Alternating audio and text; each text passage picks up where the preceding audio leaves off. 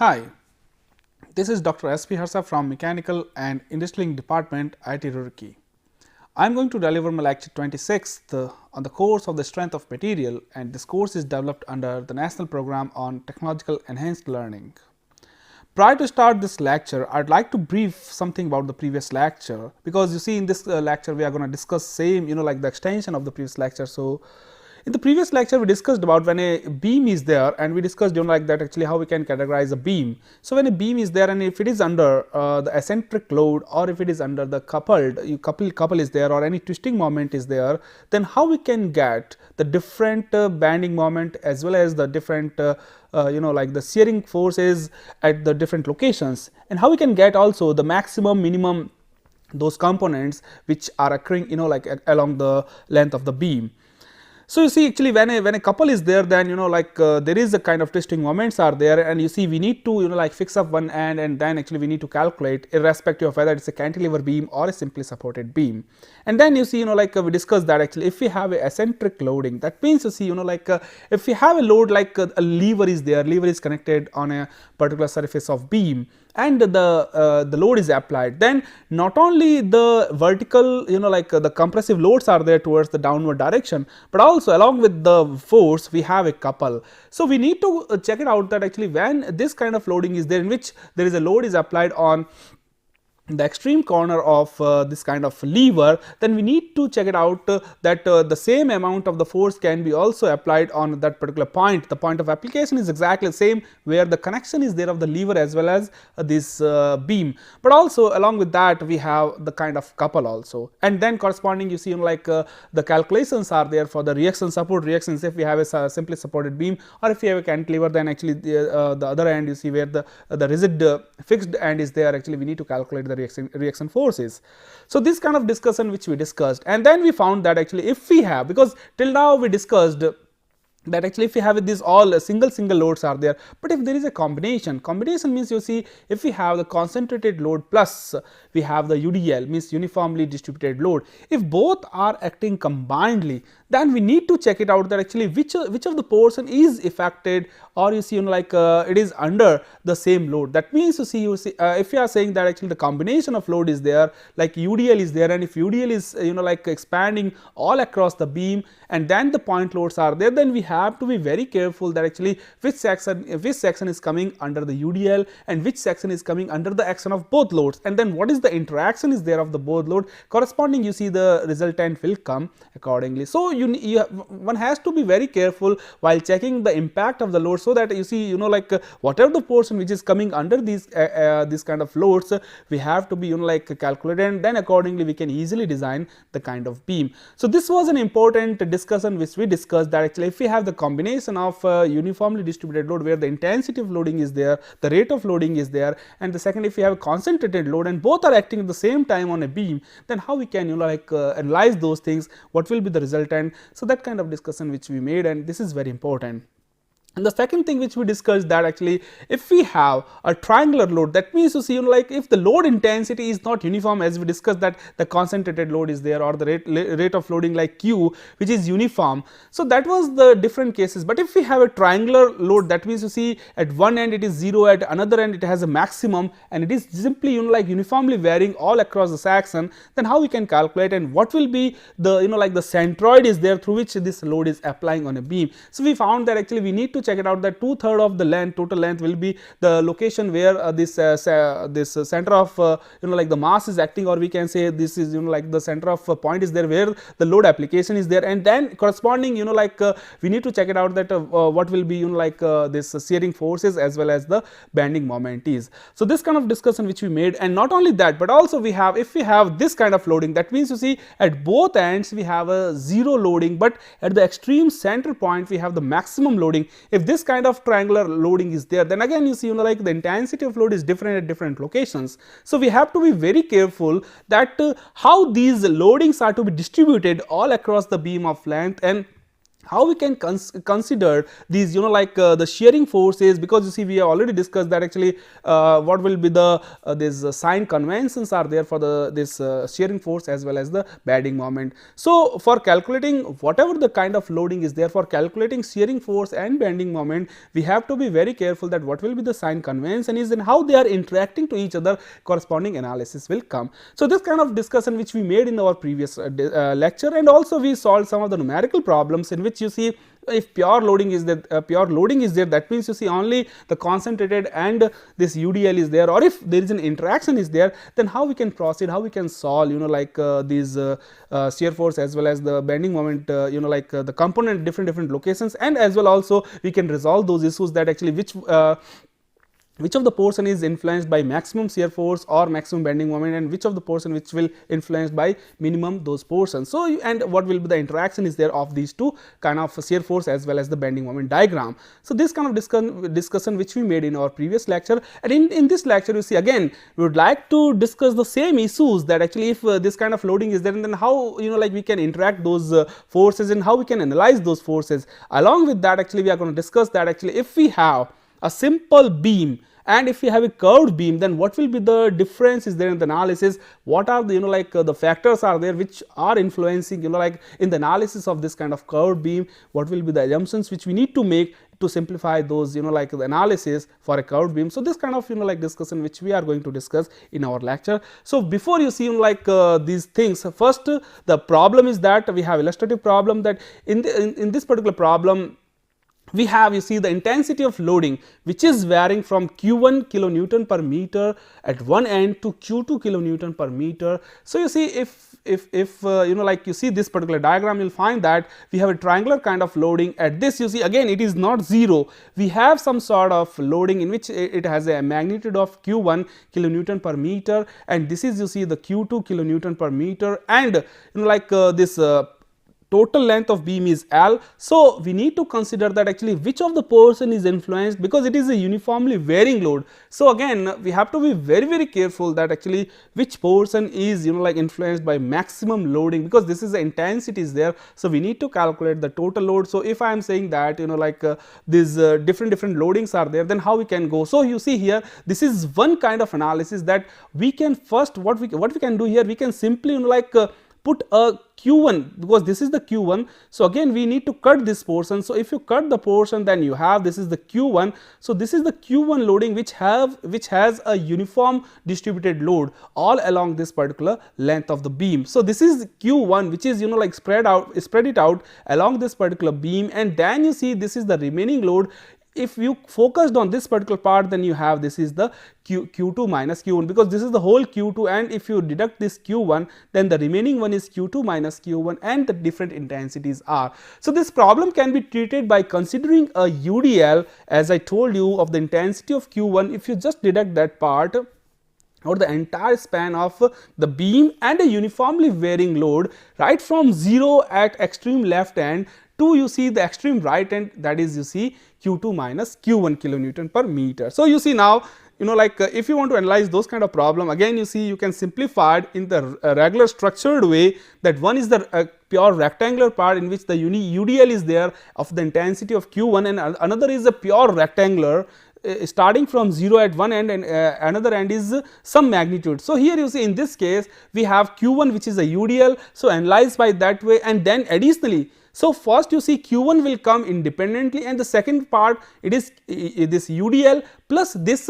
triangular element which has a 0 at one end and Q2 minus Q1 intensity at the other end. So by considering those things, you see like we can simply analyze and we can draw the shear force as well as the bending moment diagram. So you see here like by combining those things, here if you focused on this part only, we have a Q1 load which like this rate of loading Q1 intensity is there, kilonewton per meter we need to consider here, but as well as this is concerned we have Q2 at one end. Otherwise you see like we have first Q1 for this thing, and then we have a triangular part Q2 minus Q3. So for that you see like we need to calculate for Q2 minus Q1, there is you see like the 2/3 of location means 2/3 L, we have the center of loading, and corresponding you see like the elliptical part will come. So that's what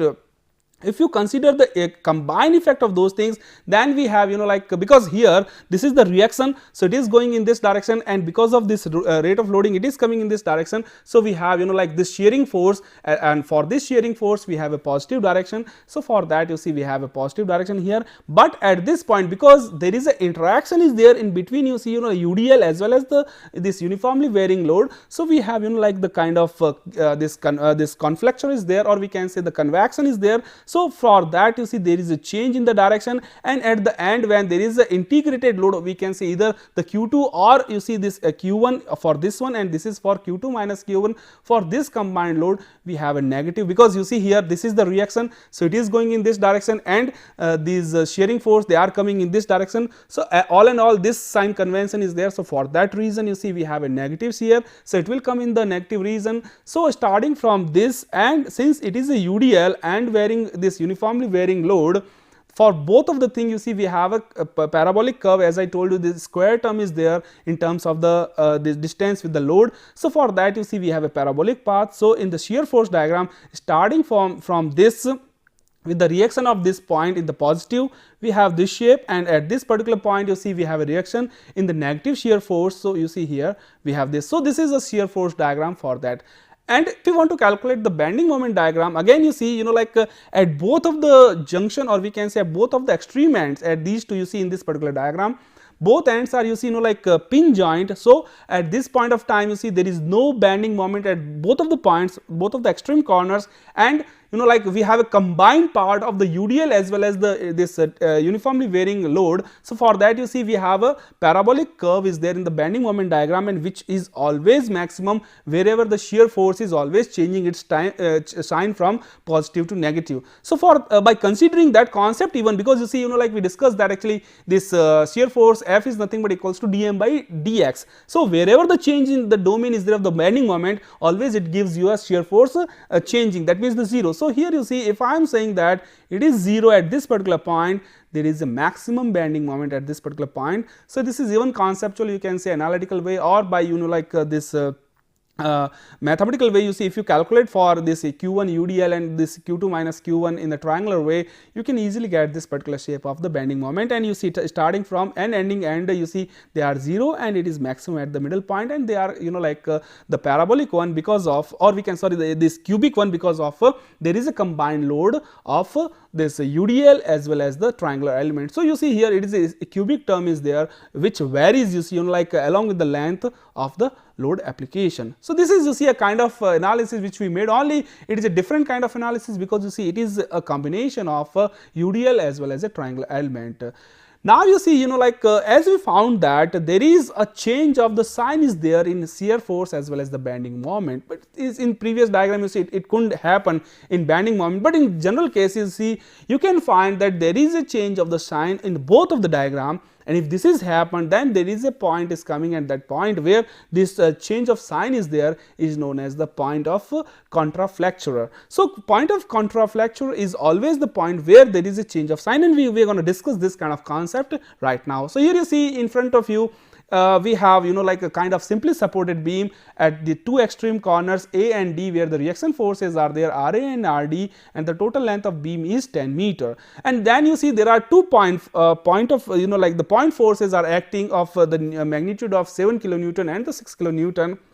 at 2 different locations, and the locations are well defined within this particular beam. So you see here, as like, starting from those, first simply by like, equating the forces and the equating of the moment at particular points, we can easily calculate the reactions at these 2 points with the force summation as well as the moment summation. And then once you have both of the reactions, then it's pretty easy to calculate the sign convention for shearing force, because you see, like, at the RA point, you see, it is going in the upward direction from the extreme left, and for this particular force, it is going in the downward direction. So this kind of sign convention is there, and it is always positive. So for this reason, we have the positive shear force, and the similar kind of thing, you see, it is a kind of a hogging part is there in the, as well as the bending moment is concerned. So for hogging, always we have a positive, and for sagging we have a negative bending moment. So for that, you see, again, for this particular thing, it is, like, it is tending to move this particular beam in this direction, and here also it is in this direction. So we have a hogging shape of a beam due to the like, these kind of application of these forces. So for that we have a positive like the bending moment diagram. So by calculating those magnitudes, we can easily like draw the shear force diagram, because you see it is starting from this. So it has the total magnitude of Ra, then you see it is going up to, there is no force in between these two, so up to that there is nothing, but then you see there is a kind of like a 7 kilonewton force is going in the downward direction. So this is the reduction is there of a 7 kilonewton, and then you see again there is no force is there in between these two forces. So it has a consistent approach is there right from this point to that point, and then we have again abrupt change is there because of this 6 kilonewton load application, and then there is like it is going again, you see like the sign convention is there because of the load magnitude, and then we have like this, because here you see we have this reaction force in this direction and the load application is this direction. So we have like the negative shear force direction, so we have this negative shear force this. So this is pretty simple, and as we discussed almost many times that like if this sign conventions are there and this kind of load applications are there, irrespective whether it's a point load or this UDL, we can simply calculate like this shear force directions, that actually how it will react and how it will come out of this shear force diagram. And then corresponding, you see, as I told you, like the shear force is nothing but equals to dm by dx. So with that domain, because the moment is changing in the x domain with the respect to like this whatever x or yz is there in all three directions. So for that, you see, for that reason we can say whatever the shear force, you see the change of the direction is there, always it gives you the maximum bending moment. So you see here, even it is changing the direction, we have the maximum bending moment at that particular thing. So but the key feature is that here there is no abrupt changes are there right from positive to negative in the bending moment. So you see here, like consider these like the loaded beam as shown in this particular diagram along with the shear force and bending moment diagram. We have to concern that actually if there is a kind of abrupt changes, then we need to define that like here the change in the maximum to minimum shear forces are there, and corresponding you see the changes are there in the bending moment from negative to positive. So in these conditions we need to define like a different point, because you see whenever we want to design these kind of things, how the fibers are playing, because you see like if you are saying that the bending moment is changing from negative to positive, that means there is a drastic changes are there of the fibers of a beam. So how these changes are taken place and how the setups are there of this shear force as well as the bending moment, that is the key feature. And for that, you see, first of all we need to like observe that actually like the bending moment is, if it is a completely positive, then you see like the curvature of the beam varies along with the particular beam, but it is always concave upwards, or we can say it is a kind of sagging position. However, if we consider again a loaded beam, like just I am going to show you that one with the different kind of loading, then you see you will find that the shear force and bending moment is entirely different. Like you see here we have like this UDL is there, instead of point load now we have a uniformly distributed load all across the span of the beam. And for that, you see like again what we need to do here instead of putting the simply supported beam at the extreme corners, here we simply put at this particular corner, the left hand extreme corner, and somewhere you see in like this right hand portion, not exactly like the extreme corner, but some displaced portion is there at this particular. So now for this, you see again the UDL is there, so we need to calculate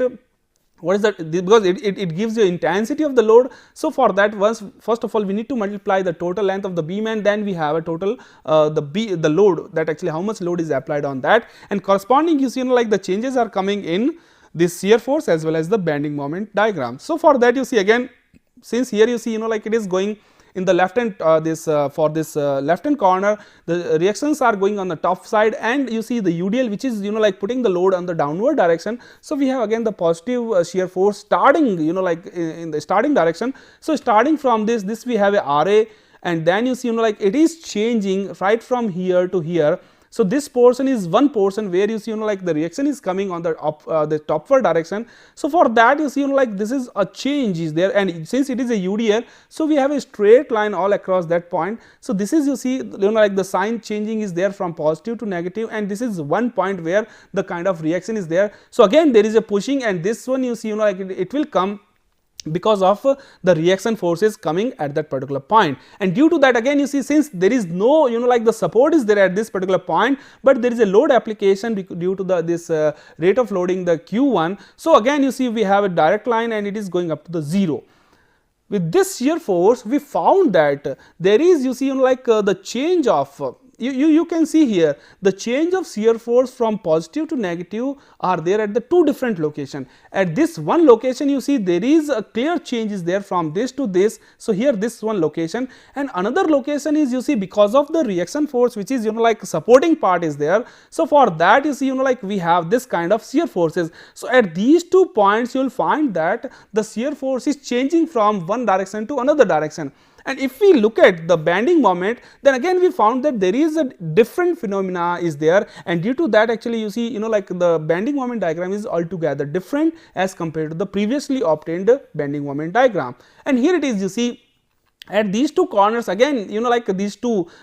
supported reactions, always we have a zero bending moment. So, you see here these at this particular 2 points we have a zero bending moment, and you see since there is a change of sign here. So, obviously and due to the UDL we have this parabolic path is there. So, this is parabolic path, and it has a maximum value wherever the change of sign of this shear force is. But again you will find that here there is also the abrupt change is there in the shear force, then corresponding changes are also coming in the bending moment, and we will find that it is, since you see it is going in the sagging way in the another corner, because you see like there is no this, if you see at the right hand corner, then there is no support is there, the extreme corner there is a free end. So, at the free end, since there is no support, so it is going in the sagging part. Since it is a sagging part, so we need to consider the negative bending moment diagram, and it has the value in corresponding to that. So, you see if we extend up to this point, and it is the maximum point where we can say that actually this beam will be deflect in a sagging part, and then you see it is a convective part is there, which is like going up to the extreme end. With that we have, you see like the bending moment is going right from positive to negative direction, and wherever the sign is changing we can say that there is, you see, a kind of different point is there, and that point where the change of the sign is there in the bending moment diagram is known as the point of contraflexure. And you see here again you can simply visualize that part in the deflected manner, that how the deflection, this deflected shape of the beam is. Due to this load you see here like it will deflect in a very we can say structured manner, so that you see we have a kind of this deflection right from this point, and since it is a UDL, because here and here we have a support, so it will kind of like the support will be provided by these two reaction forces. So, we have enough like the strengthen at these 2 points, but in the middle region you see because of the UDL it will try to deflect in this manner. But again you see since it is supporting, and then again you see it is kind of like at the extreme corner, since there is no reaction support or there is no, you see like the simply supported part is there, the pin joint. So, again it will try to deflect. So, like again it will go up to a certain region because of the support, and then you see it will try to deflect. So, you see this is a well structured phenomena as far as the deflection of the beam is concerned, and we can get because of this UDL loading. But the key feature is that in this this bending moment diagram is always, you see, coming from positive to negative direction, and there is a change of the sign is there, and this point, the C point, is known as the contraflexure point. And it may be noticed for the beam loaded as like the previous case, the UDL and the two supports are there not exactly at the last corner. The bending moment diagram is like the partly positive and partly negative as we shown this. And we plotted the deflection shape also, the beam just below this particular thing. So, again you can see this, actually we have simply plotted that, and in this particular region we have a positive bending moment and the negative bending moment. This is the kind of deflection of the beam is coming, and we can say this is the deflection shape of the beam is there under the UDL loading. So, the diagram shows that actually the left hand side of a beam sags, because you see it is a kind of sagging, while right hand side of the beam is hogs, and that is why it is a positive side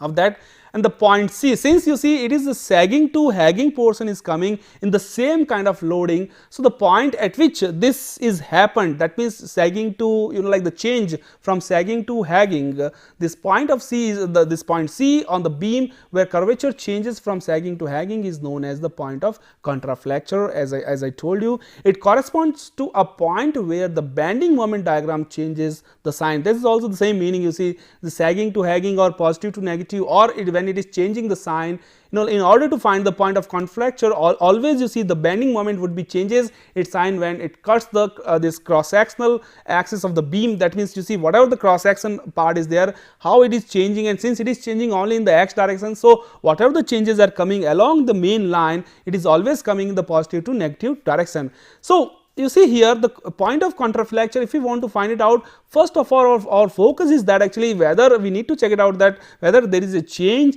in the sign convention of the in this bending moment diagram or not. If it is changing, then what is the point you see, and we need to find out the location. For that, you see again we need to check it out that actually how the relation is there in between the load as well as the bending moment, and then you see how the shear forces are playing their role in between, you see, and what the interaction is there in between the shear forces and the bending moment. And the key feature is that in this, which is very important, the fiber fiber stresses is always 0 at this section, because it is in, if you are talking about the positive bending moment, then the fibers are well settled in the sagging portion. And if I am saying that you see in the abrupt changes are there along the for the same fibers of the same beam, then you can imagine that actually how these fibers are being set up within the beam under these actions, because you see at one point of time they are in the positive direction and one point of time they are in the negative direction, and they are coming exactly along the change of the this particular moment diagram. So it's a bending, and it is you see changing its direction. So we have to be very careful to get the point of contrafracture, which always equate the bending moment equations to 0, because you see we need to find it out the C point, and for that actually we need to calculate that actually the bending moment, if it is 0, that means you see the fibers, this particular fiber stresses due, or we can say the bending stresses on these fibers, they have to be settled at the 0, then all we can get this point. So this is a very good the phenomena which one has to be very careful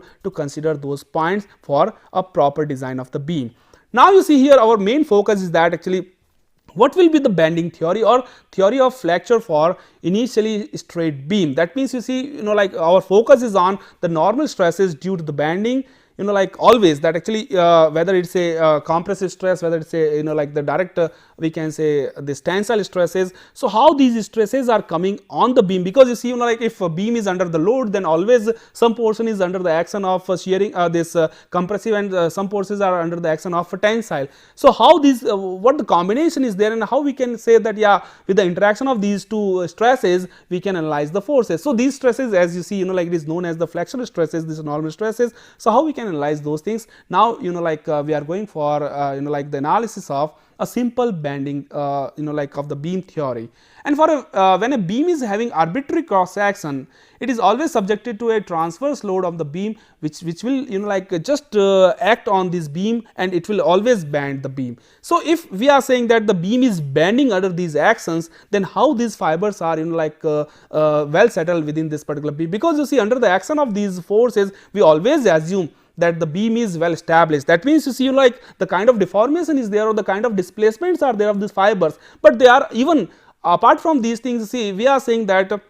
the beam is stable, or the equilibrium forces are there. That means you see all these the displacement of the fibers or the disturbance of the fibers are well settled under the action of these forces. In addition to bending, the other effects such as the twisting or buckling will also be occurred. So only you see we cannot say that only the the bending is there, but along with that you see, since there is a the couple is there, or there is a kind of this eccentric loadings are there, and because of that there is a good chance to be happen of twisting as well as the buckling in this particular beam. And to investigate a problem that includes all the combined effects of bending, twisting or buckling, you see it could be become a complicated one, because you see all these effects are coming together, and then our focus is that actually that how these fibers are playing under the action of these forces, and then it is very complicated to be see that actually which one is dominating and which one is not, and then corresponding to what is the factor of safety is there for this kind of loading. So it is very complicated. Thus we are interested to investigate only the bending effects alone, because you see these when these kind of load applications are there, always bending is a key feature to design with. So that's what our focus is, that actually how this bending will occur, and due to that actually how these the interactions are there of the normal stresses like the tensile as well as the compressive one. In order to do so, we have to put certain constraints on the geometry of the beam and the manner of the loading, so that only the bending will come, and we can only analyze the bending or whatever the fibers are there of the beam, they will only exerted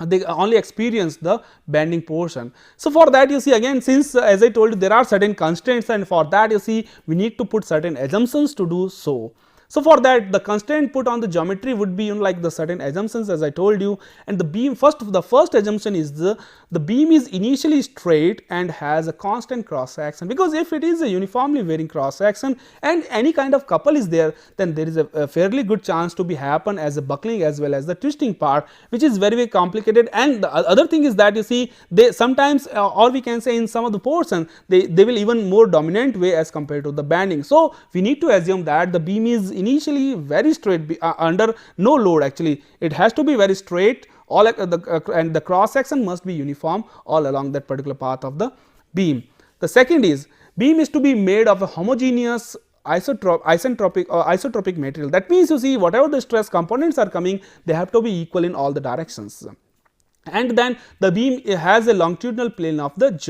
symmetricity. That means you see if you are talking, because like the main part of the beam is the longitudinal plane, so it has to be a symmetrical one. It doesn't have to be like the unsymmetrical, because you see if we apply the load, then definitely you see the if it is not symmetry, then whatever the displacements are there of the fiber within the beam, they are like not uniformly displaced, and we will get the stress concentration at the different factor, and whatever the analysis will come, it will like mislead the results, and whatever the results which we will get, it will not be truly. So, first the important thing is also for this beam theory is beam is to be made with the homogeneous isotropic material, so that actually whatever the load application is there, it has to be follow the generalized Hooke's law, or you see whatever the stress components are coming, we can apply all those theories which we applied for the Hooke's law. And the second beam has to have the longitudinal plane of this plane in the symmetrical way, and then the resultant of the applied load lies in the plane of symmetricity. Whatever the resultants are coming with, they will simply lie in the like along this particular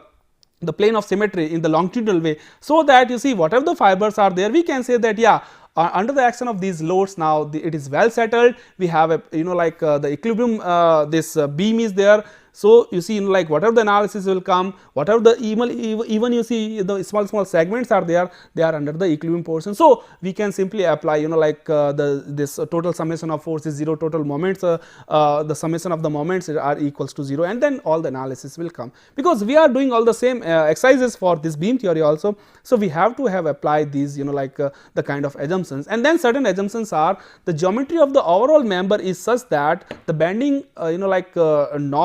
just only the bending will come, nor buckling or the twisting will be there a primary cause of failure. That means you see if we are saying that we are taking a constant geometry and the load application is there, then only we have to be focused on the bending, neither buckling nor twisting, because if these two other phenomena are coming, then we need to consider the other stresses and we need to check it out that what the interactions are there in between these different stress components, which is very complicated. And then the fifth one, as I told you, the elastic limit is now like exceeded, and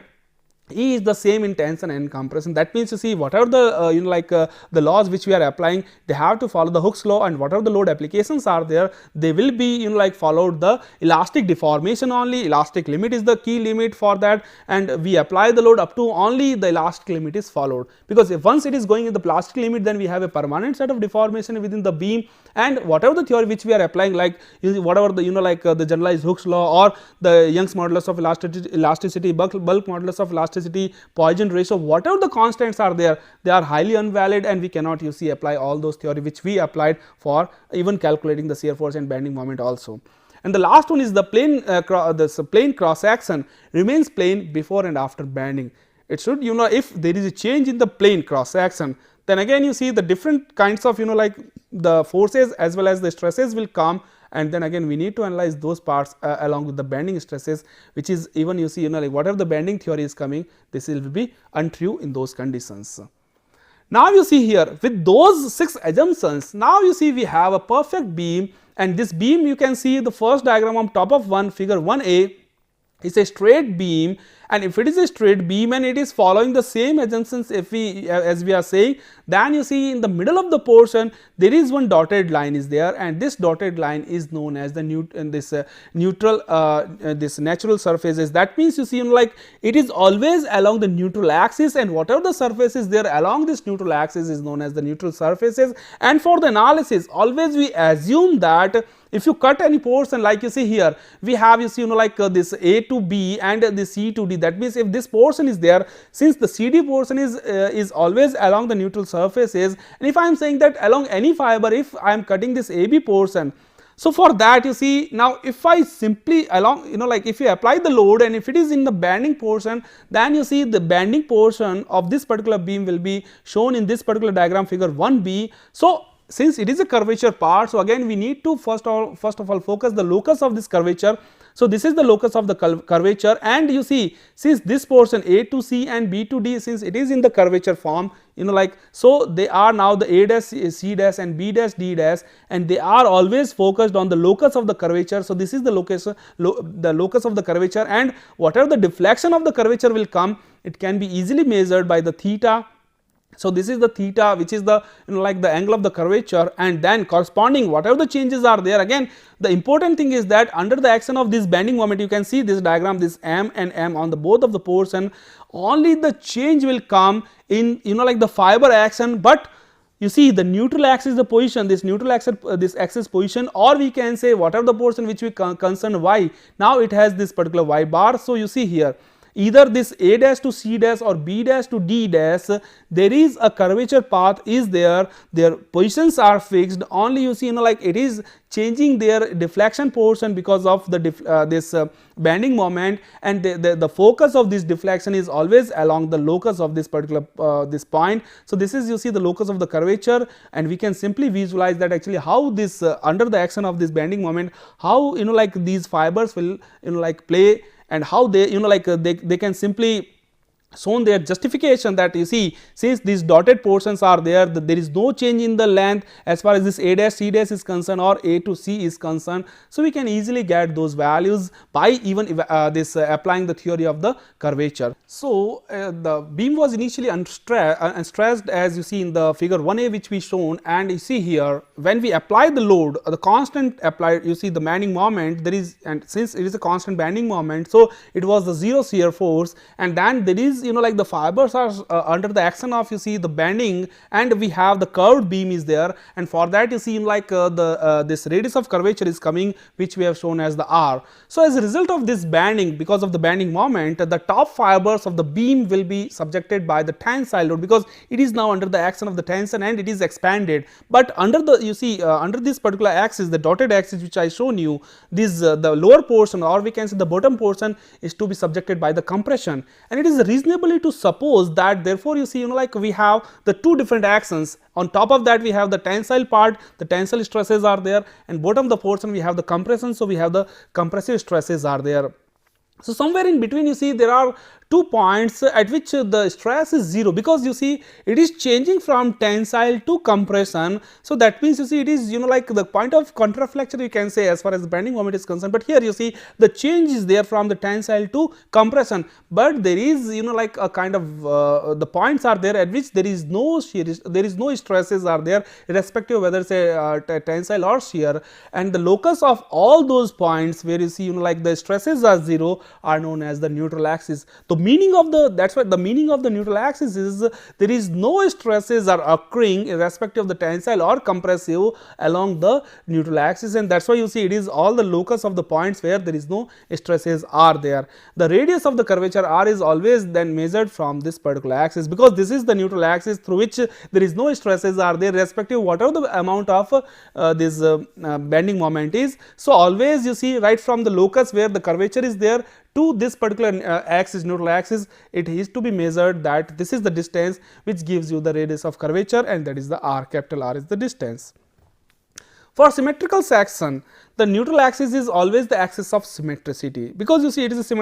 symmetrical section, as I shown you in the figure 1a, that it is a uniform structured, you see, and the neutral axis is well passed from the neutral surfaces. This is a natural path, you see, like, and it is under, you see, the well established phenomena. So there is no change as such in the neutral axis part. But wherever the section, you see, where you see the neutral axis is, like, it is not the symmetrical part is there, it will always pass through the center of the area of the centroid, or we can see, like, it is the centroid part is there, which you see, like, the neutral axis belonging. That means, you see, like, when we are saying that the neutral axis is there somewhere, it is existing, centroid is always falling on these neutral axis, or we can say that the center of area is always along, or we can say the center of area is always passing from this particular axis. So neutral axis is always, we can say, the key feature for analysis of any kind of cross section for the beam, irrespective whether it's a symmetry, and if it is unsymmetrical, then actually we need to calculate that actually what the symmetricity is there in this particular,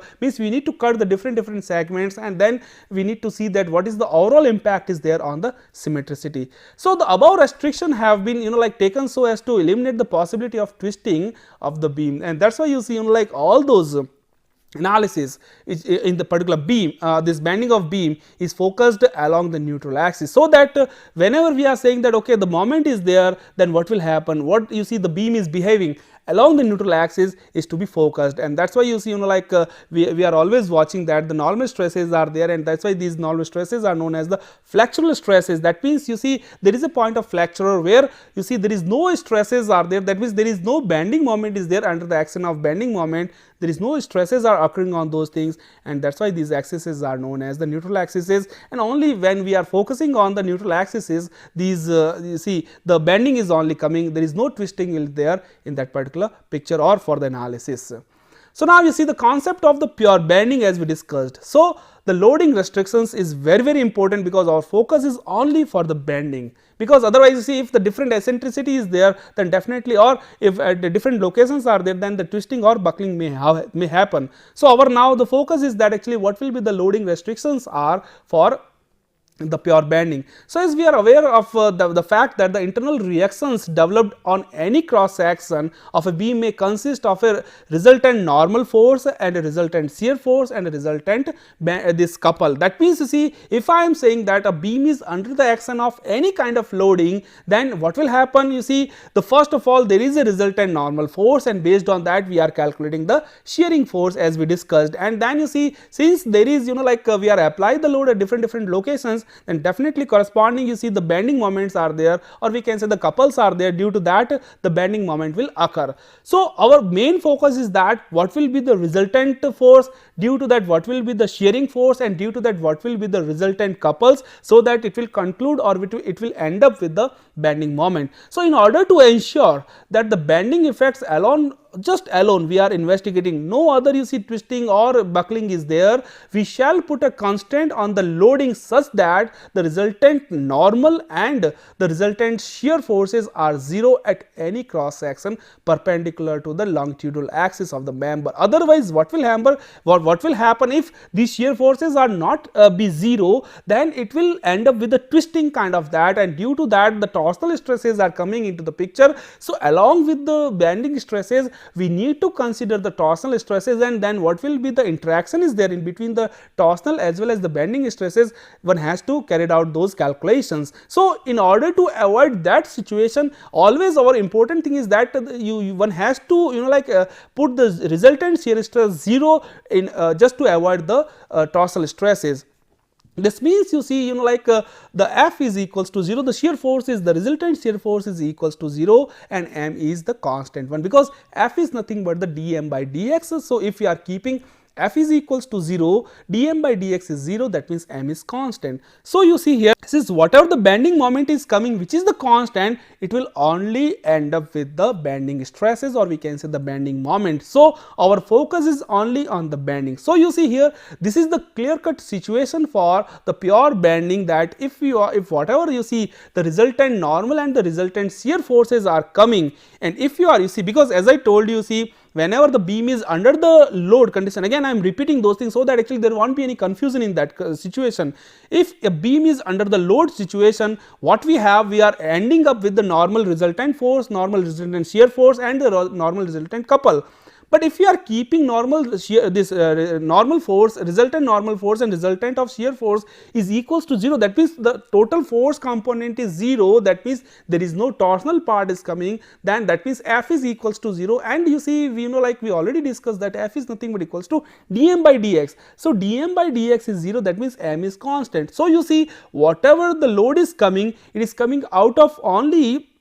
in terms of the constant bending moment. So you see here, whatever the deformation or whatever the the changes are there in the fibers of the this beam, it is just coming due to the constant bending moment, or we can say the bending only. So this is the concept of the pure bending. So thus the zero shear force means that the bending moment is constant, as I told you, or bending is same at every cross section of the beam. So whatever you see, the extension is there on the top of the fibers of the beam, or the compression is there on the bottom of the fibers of the beam, they are only exerting the pure bending moment, and that's why you see it is known as the pure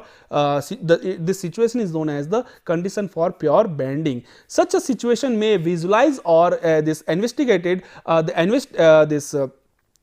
investigated when the beam or some portion of a beam, or we can say this kind of beam is only loaded when the bending is occurring on that particular part, irrespective of whatever the couples are coming, they have the constant magnitude and they will end up with the simple bending moment. There is no other, you see, the shearing as well as the normal part, this normal forces are coming into the picture, or there is no interaction is there in between these other components, only the bending is there. And due to the bending, you see, as we discussed, that the normal stresses are coming or the fractional stresses are coming on top of the fibers or the bottom of the fibers of a beam. And it must be recalled that the couples are assumed to be localized in the plane of symmetry only, so that you see, whatever the couples they are coming, they have to be well settled with this particular, because if they are acting at a different plane, then again there is a good chance of the torsion, or we can say some kind of buckling may occur. So whatever the couples, or you see the bending moment, or we can say this kind of moments are coming in the particular beam, they have to be considered within the same plane of geometry, or we can say the symmetric plane is there. Otherwise, you see, if it is not symmetricity is there, then you see the kind of eccentricity may come, or we can say it will end up with the kind of twisting moment, or we can say the shearing moment kind of that. So you see, we can visualize those that situation in these diagrams. We have, you see, a kind of beam, okay, and this is our plane of symmetry. So whatever the couples are coming, they have to be coming within those particular planes. So you can see in the figure 2 that we have the beam, and this, you see, if we are saying that the beam is under the curved part, or we can say the constant bending moment is there. So you see, this is the kind of under the action of pure bending, but these M, they have to be within this particular plane of symmetry only. If it is not, then it will end up with the twisting, different twisting part, and you see a kind of twisting, or we can say a kind of buckling may happen in the beam. So for justifying those conditions, you see, this is a plane of symmetry, and for that, you see, these bending moments are there within that particular plane of symmetry to carry out only pure bending in this particular beam. So you see, this figure 2 is simply showing the same kind of concept for a pure bending in the beam situation.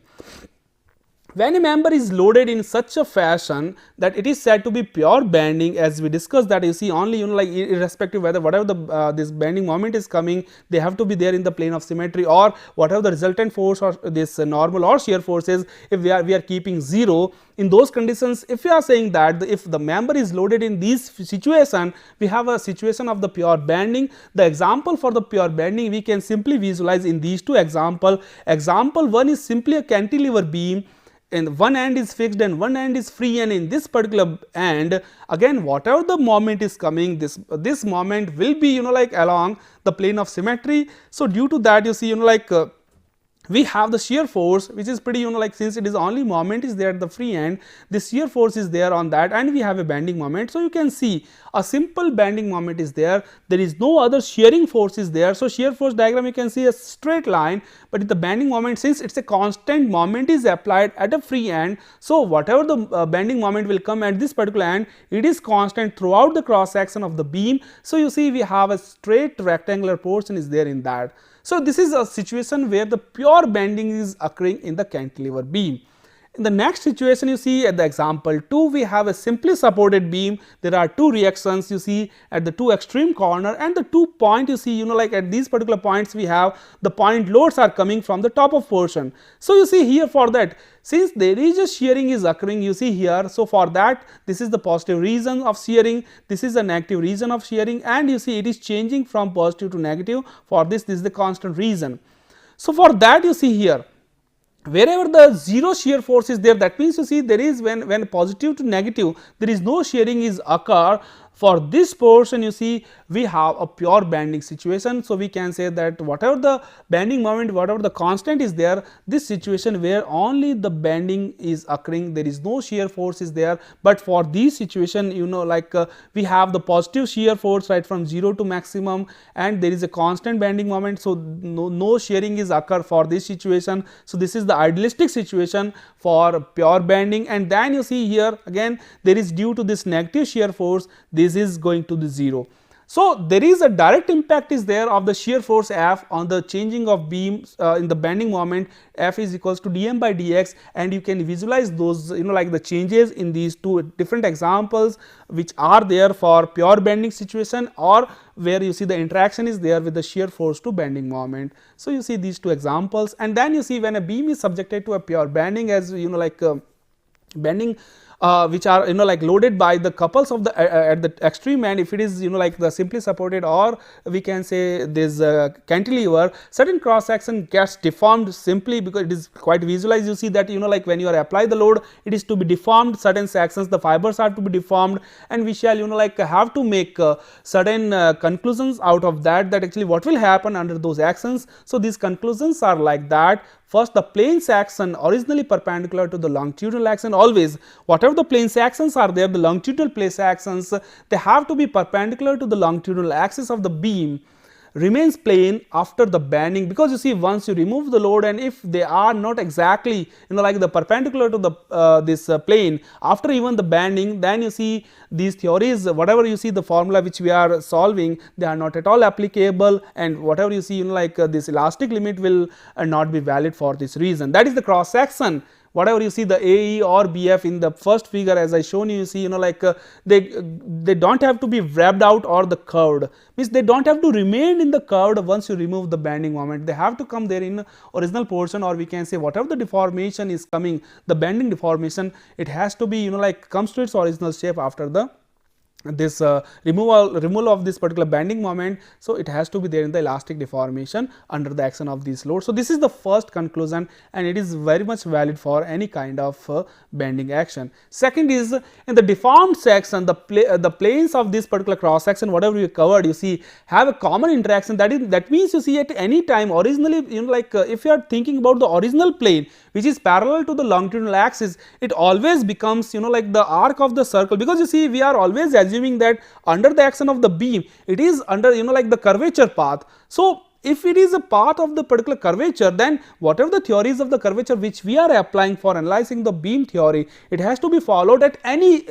instant of the point. That means you see it is not that when you apply the load these theories are valid, when you remove the load it is not valid. It has to be removed, so that you see we can say that whatever at any time you see whatever you see the cross section of the beam is there, they have to be parallel to the longitudinal axis of a beam, and it becomes to be like the arc of the circle. That means you see like if you see this particular figure,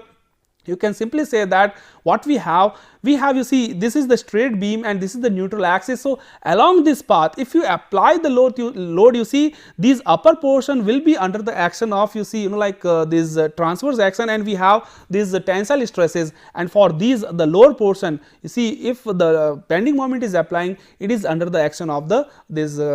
compressive loads are there, and the fibers are well close to each other.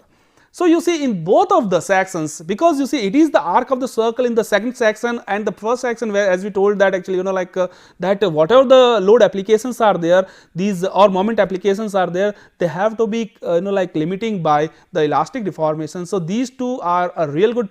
this point, and whatever in the like we are going to discuss about those things, this is very much valid. So, now you see just we want to conclude those things prior to finish this lecture, that we know that when a beam is under the bending, The fibers on the top will be lengthened as we discussed, you see, while at the bottom it will be shortened. That means, you see, on the top of that we have a tensile stresses or tensile forces. On the bottom portion we have the compressive stresses or the compressive forces, and you see, like this they are just providing the bending moment which acts at the particular end, and in between these there are some fibers which remains unchanged in the length. That means there is no, you see, the effect of these bending moments are there, and these the plane where you see there is no impact of this bending moment, these planes are known as the natural surfaces, and the line of interaction between the natural surfaces and the transverse, the exploratory section which I just shown you in the previous diagram, is known as the neutral axis. And always bending in the particular bending action we have both kind of the flexural stresses are there on the top and bottom of the neutral axis, and that is why you see all the analysis is simply focused on the neutral axis. So, we have seen in this lecture that the bending, only if you are thinking about the pure bending, then it is simply focused on that actually what is the neutral axis and where it is to be placed, and along the neutral axis that actually what will happen on the top of the fiber and the lower of the fiber. And also we discussed in this lecture that actually if we have a different kind of loadings on a beam, irrespective of whether it is UDL or triangular load, or if we combine of those things, then actually how we can analyze, you see, a shear force and the bending moment diagram as well. So, in the next lecture you see our main focus is that with the basis of the neutral axis, how we can calculate the bending stresses and what will be the relation in between the bending stresses and the shearing stresses, because till now you see we didn't discuss anything about the stress component, only we discussed about the shear force and the bending moment diagram. So, now you see here again, but try to calculate the shear stress and bending stresses. Our main focus is that, you see, for any kind of structured or unstructured structure, first to locate the neutral axis, to analyze the forces along the neutral axis, and then you see how these stresses are forming and how we can visualize those stresses for this kind of beam under the action of any load. That is our prime focus. So, in the next lecture we are going to discuss all those issues about the beam and the neutral axis. Thank you.